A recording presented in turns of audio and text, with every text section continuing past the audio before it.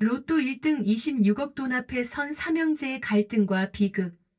삼형제가 함께 구입한 로또 복권 1등 당첨 후 벌어지는 가족의 갈등. 1장. 삼형제 중 첫째, 준호의 시선 무거운 책임감과 불안. 나는 준호다. 우리 집 맏아들, 그리고 언젠가부터는 가족의 무게를 짊어진 사람이다. 어릴 때부터 그렇게 커왔다. 큰애가 해줘야지라는 말, 난 언제나 그 말에 익숙했다. 나 자신을 칭찬할 만한 일은 별로 없지만 적어도 가족을 지켜야 한다는 생각만큼은 흔들리지 않았다. 그런데 그날 밤 이후 내 마음속 균열은 걷잡을 수 없이 벌어지고 있다. 그날 텔레비전에서 숫자가 하나씩 불려질 때 나는 손에 땀이 났다. 내심 설마 이럴 리가 하는 마음도 있었지만 숫자가 맞춰질수록 심장은 미친 듯이 뛰었다. 마지막 번호까지 모두 맞았다.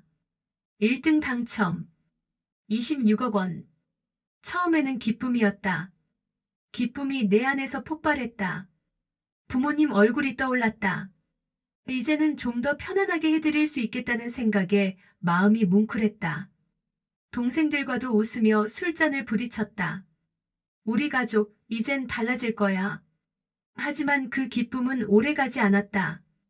돈 앞에 선 우리 세 사람, 각자의 욕망과 불안이 서서히 얼굴을 내밀었다. 우리는 어떻게 나눌까? 나는 조심스럽게 말문을 열었다. 그냥 똑같이 나누는 게 낫겠지? 동생 둘은 고개를 끄덕였지만 나는 마음 한켠에서 불안이 자라나는 걸 느꼈다. 복권을 산 건 막내 성훈이었지만 우리 셋이 함께 골랐고 함께 꿈꿨다. 하지만 그 단순한 사실이 시간이 지날수록 복잡해졌다. 돈을 분배하는 기준, 돈을 쓰는 방식, 무엇보다 신뢰가 흔들리기 시작했다. 내가 형으로서 어떻게 해야 할까? 나는 밤마다 그 질문에 괴로워했다. 돈을 어떻게 관리해야 할지, 누구를 믿어야 할지, 형제 간 갈등은 어떻게 막을 수 있을지 답이 없었다. 동생들 마음이 변하는 게 느껴졌다. 민수는 점점 내 말에 반발했고 성우는 말을 아꼈다. 그 사이 나는 점점 외로워졌다. 어쩌면 내가 너무 무거운 짐을 지려고 했던 걸까? 아니면 돈이 우리를 조금씩 부숴가는 걸까? 그래도 내가 이겨내야 해. 나는 스스로를 다독였다. 가족이니까 무너질 수 없다고. 하지만 그 마음과 달리 현실은 냉정했다. 우리는 서로 다른 곳을 바라보고 있었다. 그날 이후 내 불안은 현실이 되기 시작했다. 형제의 웃음은 사라지고 말수는 줄어들었다. 나는 그 빈자리를 메우려 애썼지만 점점 혼자가 되어갔다. 밤하늘을 올려다본다. 별은 빛나는데 내 마음은 왜 이렇게 어두운 걸까? 돈은 기적이지만 동시에 저주가 될 수 있다는 걸 나는 이제 조금씩 깨닫고 있다. 의장. 삼형제 중 둘째, 민수의 시선 자유와 갈등 사이. 나는 민수다. 우리 셋 중 둘째, 늘 중간에 끼어서 어중간한 역할을 맡았다. 형 준호는 책임감에 눌려 나를 경계했고 막내 성우는 아직 세상을 몰라서인지 순수하기만 했다. 그런 내가 이번 로또 당첨으로 완전히 다른 사람이 된 건 아닐까? 처음 당첨 소식을 들었을 땐 내 머릿속에 오직 한 가지 생각뿐이었다. 이제 자유다. 그동안 내가 해보고 싶었던 것들을 해보자. 형과 성훈이랑 같이 술잔을 부딪히던 그날 밤, 우리 모두는 들떠 있었다. 우리 인생이 바뀌었어. 민수답게 큰 소리로 외쳤다. 형들은 웃었고 성훈은 조용히 미소 지었다. 그 순간만큼은 진짜 가족 같았다. 하지만 시간이 지나면서 상황은 달라졌다. 형은 뭔가 책임감을 들먹이며 나에게 내 의견을 묻지 않았다. 형답게 행동해야 한다는 말도 듣기 싫었다. 난 형에게 너는 형이라서 그래라는 말 대신 형은 너무 엄격해라는 생각을 했다. 성우는 점점 나를 멀리했다. 연락도 잘 받지 않고 말도 줄었다. 나는 우리 사이가 왜 이렇게 됐을까? 하고 혼자 소갈이했다. 나는 내 방식대로 살고 싶었다. 돈이 들어온 이후 처음으로 외제차를 샀다. 부모님도 내게 돈을 쓰는 걸 기뻐했다. 하지만 그 선택이 형과 성훈에겐 부담이었는지도 몰랐다. SNS에 형제와 돈 얘기 금지라는 글을 올린 것도 사실은 갈등을 피하고 싶었기 때문이다. 하지만 그게 오히려 불신을 키운 것 같아 가슴이 아팠다. 내가 원하는 건 단순했다. 우리 모두가 이 돈으로 행복해지길 바랐다. 그런데 형들은 자신의 뜻만 내세웠고 성우는 점점 나를 외면했다. 나는 혼자가 되었다. 가족이란 이름 아래 나는 점점 고립되고 있었다. 이 돈이 우리를 망치고 있어. 그 생각이 나를 괴롭혔다. 돈은 자유의 열쇠라고 믿었는데 오히려 우리 가족의 문을 닫게 만드는 쇠사슬이었다. 밤마다 잠들기 전 나는 거울 앞에서 내 모습을 본다. 예전에 나는 어디에 있나? 나는 과연 자유로운가 아니면 돈 때문에 갇힌 걸까? 3장. 삼형제 중 셋째. 성훈의 시선 배신감과 고독. 나는 성훈이다. 셋 중 가장 어리고 그래서인지 항상 보호받아야 할 존재라고 여겨졌다. 하지만 이제는 다르다. 그 복권 당첨 후 나는 외로움과 배신감에 갇혀버렸다. 그날 복권 당첨 소식을 들었을 때 내 가슴은 벅찼다. 형들과 함께한 순간이 정말 행복했다. 우리는 하나라고 믿었다. 그 26억이라는 숫자가 우리 삶을 완전히 바꿀 것이라는 희망이 있었다. 그런데 돈이 들어오고 난 후 내 세상은 금세 무너져 내렸다. 처음엔 내가 너무 순진했다고 생각했다. 형들은 돈을 쓰는 방식이 달랐다. 준호 형은 부모님 집을 고치느라 돈을 아낌없이 썼고 민수 형은 외제차를 샀다. 나만 가만히 있었다. 나는 무엇을 해야 할지 몰랐다. 왜 나만 이러는 걸까? 내가 돈을 덜 받았나? 아니면 형들이 나를 믿지 않는 걸까? 내가 물었다. 형들, 내 몫은 어디에 있나요? 하지만 돌아온 건 냉담한 반응뿐이었다. 내가 피해자 코스프레 그만해라. 그 말에 내 심장은 부서졌다. 점점 나는 혼자가 되었다. 연락도 끊기고 모임도 멀어졌다. 나는 은행 통장만 들여다보며 밤을 지새웠다. 그 숫자들은 이제 더 이상 기적이 아니다. 오히려 차가운 현실이었다. 나는 때때로 밤하늘을 본다. 별들은 빛나고 있지만 내 마음은 어두운 터널 속을 걷는 기분이다. 나는 가족이었지만 지금은 낯선 사람들처럼 느껴진다. 왜 이렇게 됐을까? 나는 그 이유를 알고 싶다. 그 답을 찾지 못한 채 나는 점점 무너져 간다. 4장. 삼형제의 균열의 밤 금이 간 가족. 명절 전날 저녁 낡은 아파트 거실에 셋이 다시 모였다.